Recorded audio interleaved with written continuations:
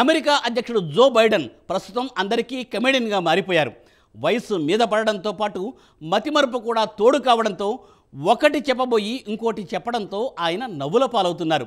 ఈ ఏడాది నవంబర్ 5న అమెరికాలో అధ్యక్ష పదవికి ఎన్నికలు జరుగుతున్న విషయం తెలిసిందే. డెమోక్రాట్ల తరఫున జో బైడెన్ పోటీ చేస్తున్నారు. వయసు మీద పడింది, తప్పుకో అన్నా కానీ తాను ఇంకా ఫిట్గానే ఉన్నాను, ట్రంప్ను ఓడిస్తానని బీరాలు పలుకుతున్నారట ఆయన. తాజాగా నాటో మీడియా సమావేశంలో మరోమారు ఇలానే మతిమరుపు కారణంతో వైస్ ప్రెసిడెంట్ కమలా హ్యారిస్ బదులుగా ట్రంప్ అని సంబోధించడంతో మరోమారు నవ్వుల పాలయ్యారు ఆయన. దీన్ని ట్రంప్ తనకు అనుకూలంగా మలుచుకుంటున్నాడు. బైడెన్కు తాజా మానసిక స్థితి గురించి స్పెషల్ స్టోరీ ఇప్పుడు చూద్దాం.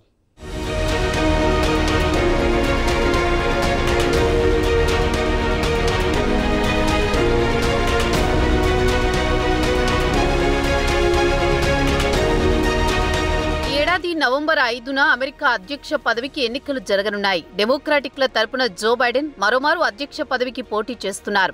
రిపబ్లికన్ పార్టీ తరపున డొనాల్డ్ ట్రంప్ పోటీ చేస్తున్నారు. ఇక బైడెన్ విషయానికి వస్తే ప్రస్తుతం ఆయన వయసు 81 సంవత్సరాలు. వయసు పైబడింది, మతిమరుపు కూడా తోడైంది. ఒకటి చెప్పబోయి మరోటి చెబుతున్నారు. దీంతో ఆయన నవ్వుల పాలవుతున్నారు. ఇది మాజీ ప్రెసిడెంట్ డొనాల్డ్ ట్రంప్కు బాగా కలిసి వస్తోంది. తన సోషల్ మీడియాలో ట్రూత్లో ట్రంప్ బైడెన్పై ఇష్టం వచ్చినట్లు ఎద్దేవా చేయడం మొదలు పెట్టారు. తాజాగా నాటో ప్రెస్ కాన్ఫరెన్స్లో జో బైడెన్ మాట్లాడుతూ పొరపాటున వైస్ ప్రెసిడెంట్ కమలా హ్యారిస్ బదులు డొనాల్డ్ ట్రంప్ అని సంబోధించడంతో బైడెన్ ట్రంప్కు కావలసినంత మందుగుండు సామగ్రి అందించినట్లయింది. Great job Joey. Big boy press కాన్ఫరెన్స్లో క్రూక్డ్ జోయి తనను వైస్ ప్రెసిడెంట్ పదవికి ఎంపిక చేయలేదని గుర్తు చేశాడు. దీంతో పాటు తన అంచనా ప్రకారం ప్రెసిడెంట్గా కమలా హ్యారిస్ కూడా క్వాలిఫైడ్ కాదు అని తన సోషల్ మీడియా ట్రూత్తో ఎద్దేవా చేశారు. ట్రంప్ తన సోషల్ మీడియాలో ఎద్దేవా చేయడంతో బదులుగా బైడెన్ కూడా తన ఎక్స్ అకౌంట్ ద్వారా ట్రంప్పై ధ్వజమెత్తారు. తనకు ఆ వ్యత్యాసం తెలుసు, ఒకరు ప్రాసిక్యూటర్ ఇంకొకరు నేరస్తుడు అంటూ ఎదురుదాడికి దిగారు.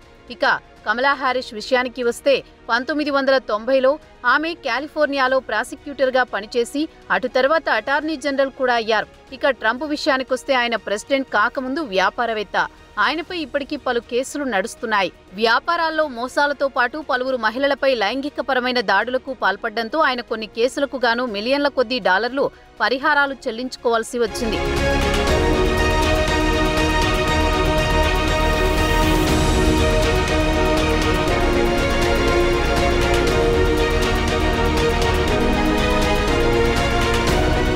సోషల్ మీడియాలో ట్రంప్ మరో పోస్టు పెడుతూ బైడెన్ ఒకసారి అమెరికా కమాండర్ ఇన్ చీఫ్ ను పొరపాటున చీఫ్ ఆఫ్ స్టాఫ్ గా సంబోధించి నవ్వుల పాలు అయ్యారు. ఆయన మాట్లాడిన వీడియోను ట్రూత్ లో పోస్ట్ చేసిన ట్రంప్ కింద క్రూక్డ్ జోయి అంటూ క్యాప్షన్ పెట్టారు. ప్రస్తుతం నాటో సమావేశం జరుగుతోంది. ఈ సమావేశంలో ప్రధానంగా రష్యా ఉక్రెయిన్ యుద్ధం గురించి చర్చించారు.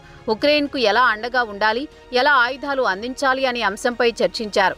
వాస్తవానికి ఉక్రెయిన్కు నాటోలో సభ్యత్వం ఇవ్వాలి. దీని గురించి కూడా సీరియస్గా చర్చలు జరుగుతున్నాయి.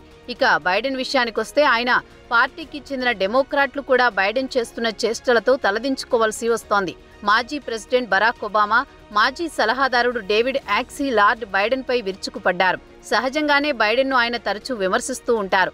బైడెన్ డిబేట్లు చాలా పూర్గా ఉంటున్నాయని, నాటో సమ్మిట్లో ఆయన అధికారికంగా ప్రెస్ కాన్ఫరెన్స్లో మాట్లాడకుండా సైడ్ లైన్స్లో మాట్లాడి ఉంటే పరువు దక్కేదన్నారు.